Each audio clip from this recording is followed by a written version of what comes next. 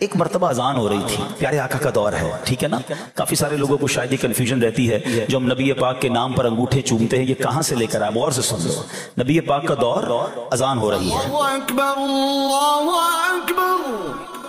मौज़िन ने कहा अशहदु अन्ना मुहम्मदर रसूलुल्लाह सल्लल्लाहु अलैहि वसल्लम। आपको पता है किसने अंगूठे चूमे थे?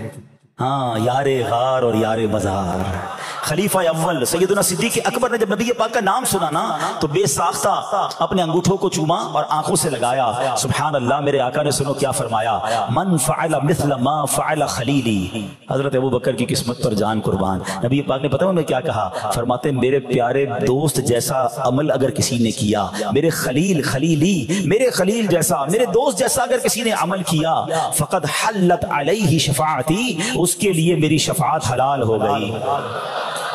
इमाम हसन मुज्तबा रज़ियल्लाहु तआला फरमाते जब मुअज्जिन कहे अशहदु अन्ना मुहम्मदर रसूलुल्लाह सल्लल्लाहु अलैहि वसल्लम, तो अगर कोई बंदा ये सुनकर कहे मरहबन बि हबीबी व कुर्रतु ऐनी मुहम्मद इब्न अब्दुल्लाह, फिर दोनों अंगूठे चूम कर आंखों पर रखे, वो कभी। अब हमारे यहाँ एक बहुत बड़ा अलमिया ये है कि हम किताबों में, औराक में, सफ़ात में जो चीज़, जो अरबी इबारत देखते हैं बस समझते हैं कि वो दीन बन गया है। हालांकि ऐसी बात नहीं है। वो दीन इसलिए नहीं बना कि उसको किताब वाले ने दर्ज कर दिया, बल्कि दीन बनने के लिए एक उसूल मुरतब है कि हर वो काम जो नबी पाक सल्लल्लाहु अलैहि वसल्लम और आपके जानिसार सहाबा से साबित होगा, तब जाकर वो दीन बनेगा।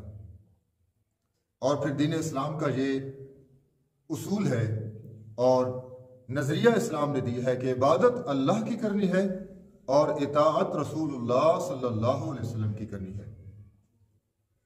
मैंने एक क्लिप सुना जिसमें मौसूफ इस बात पर जोर दे रहे हैं, दलाइल दे रहे हैं और बड़ी अजीब अंदाज में और अजीब लहजे में उस पर अपने लफ्जी जोर डालते हुए साबित करने की कोशिश कर रहे हैं कि अंगूठे चूमना ये बहुत बाबरकत अमल है।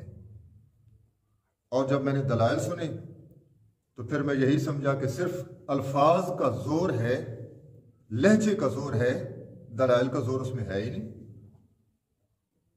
वो पेश कर रहे थे कि सैयदना सिद्दीक़ अकबर रज़ी अल्लाह तआला अन्हु नबी सल्लल्लाहु अलैहि वसल्लम के सामने मुअज्जिन की आज़ान हुई और अशहदु अन्ना मुहम्मदर रसूलुल्लाह सल्लल्लाहु अलैहि वसल्लम पर सैयदना सिद्दीक़ अकबर रज़ी अल्लाह तआला अन्हु ने अंगूठे चूमे।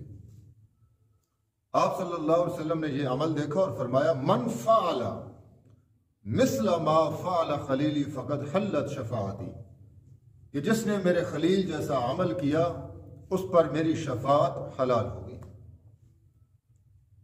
और लोग सुभान अल्लाह कर रहे हैं, वाह वाह कर रहे हैं, वो वाह वाह करवाने पे लगे हुए हैं। अब किसी ने इस बात पर गौर नहीं किया, किसी ने इस बात को तह तक नहीं देखा कि जनाब नबी पाक सल्लल्लाहु अलैहि वसल्लम के सामने ये अमल हुआ, आपने इस पर ये अल्फाज फरमाए कि जो मेरे खलील जैसा अमल करेगा उस पर मेरी शफाअत हलाल हो गई है। तो क्या जानिसार सहाबा मेरे नबी के और भी हैं? उनमें से किसी एक सहाबी का अमल आप दिखा सकते हैं? और फिर जब रिवायत के मुतालिक हमने देखा कि ये रिवायत कहाँ है, किस किताब में है, तो ये मुस्नद दैलमी की रिवायत है जिसको तमाम मुहद्दिसीन ने ला यसिखो ला यसिखो ला यसिखो के अल्फाज के साथ फरमाया कि ये रिवायत सही नहीं है। हम नाजरीन बुनियादी तौर पर दीन के उसूलों को भूल चुके हैं। हर सुनी सुनाई बात को हमने दीन बना लिया है। कहने वाला है जी बहुत बड़ा आलिम है, कहने वाला कौन है? बहुत बड़े चैनल का मालिक है। कहने वाला कौन है? बहुत बड़े हजरत का बेटा है। कहने वाला कौन है?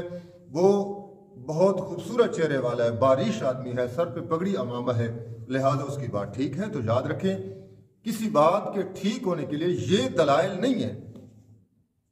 हमने देखना है कि ये अमल जिसको हम दीन समझ रहे हैं, नबी पाक सल्लल्लाहु अलैहि वसल्लम सहाबा किराम से ये साबित है या नहीं है।